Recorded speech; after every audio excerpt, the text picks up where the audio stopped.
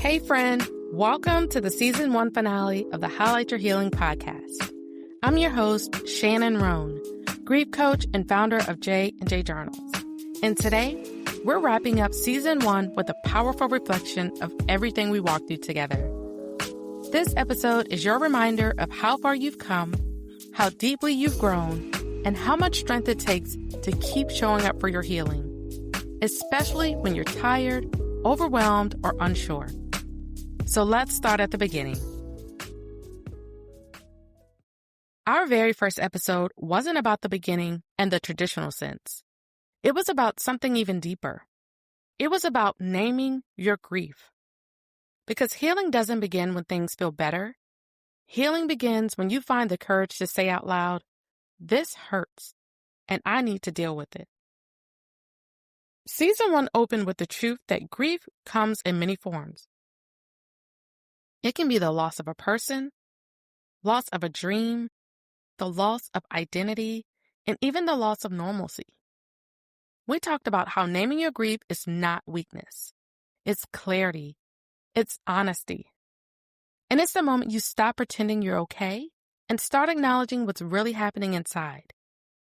Naming your grief is the foundation, and without that, you can't process it. You can't release it. You can't move through it. And when you listen to that episode, you made a brave choice to finally call your grief what it is. And that was your beginning. Then we moved into triggers, the unexpected moments that bring grief right back to the surface.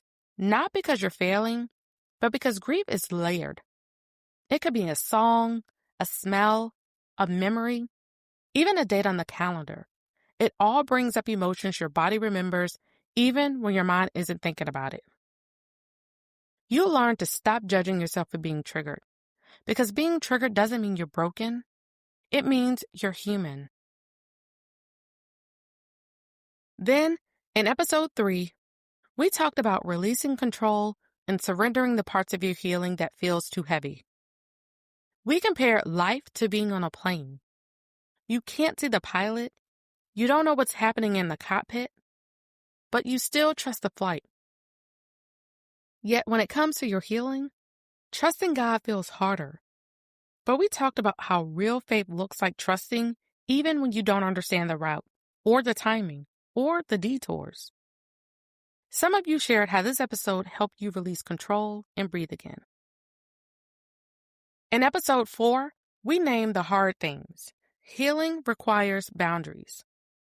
Not just with people, but with your habits, your patterns, your triggers, and even your own expectations. You learn your peace is worth protecting. Not everyone deserves access to you. Saying no is part of healing. And boundaries don't make you selfish, they make you healthy. This episode gave you permission to say, I can't carry everyone and myself at the same time. And then the next episode, the in-between. This was the episode for the woman who feels stuck between the breakdown and the breakthrough. That weird, uncomfortable space where you're healing, but not yet fully healed. You learn that the middle isn't wasted time. It's where God does his quiet work. It's where you build strength.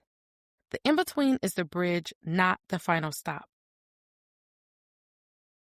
And in this bonus round, we'll call it Episode 6. We expanded the definition of grief. You learned that grief can also include losing your job, your identity, your routine, your stability, or even your confidence. This episode reminded so many women that their feelings were valid, and that grief isn't just death. It's any loss that changes your life. And in episode 7, we talked about what happens when you avoid your grief. Avoiding grief doesn't erase it. It hides. It builds up. It resurfaces in exhaustion, irritability, numbness, disconnection, or even burnout. We talked about how staying busy, avoiding memories, skipping songs, avoiding photos, it all feels easier, but it delays your healing. Avoiding your grief doesn't protect you. It just buries emotions that come out later in much bigger ways. And the next episode, are you a functional griever? This resonated with so many women because functioning is what we're taught to do. We talked about the woman who is hurting but keeps on moving. The one who shows up for work, for family, for everyone else, but breaks down in private.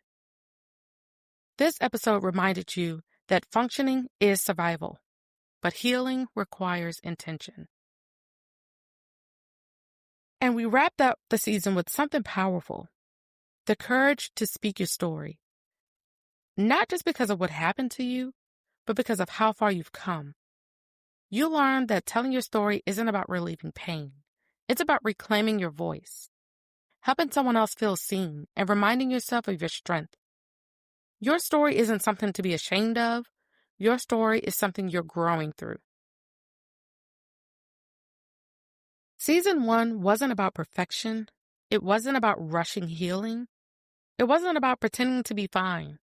It was about naming what hurts, understanding your triggers, letting God lead, protecting your peace, navigating the in-between, honoring non-traditional grief, facing what you've been avoiding, recognizing functional grieving, and sharing your story with courage. Sis, look at everything you survived, everything you've learned, everything you've released, everything you've held on to. You didn't just listen to season 1, you lived through it. And I'm so proud of you. Thank you for being here, for showing up every week, for listening, crying, reflecting, and choosing healing on purpose. Season 2 is going to be even deeper, more intentional, and even more aligned. We're going to talk about identity, faith, rebuilding your life, emotional wellness, and the real work of becoming the healed version of yourself. And if today's final episode blessed you, leave a review. It helps another woman find this space. And join my Highlight Your Healing School community so you don't lose touch during the break. We're still healing, still growing, and still becoming. I'll see you in the new year, sis. And until then, keep highlighting your healing.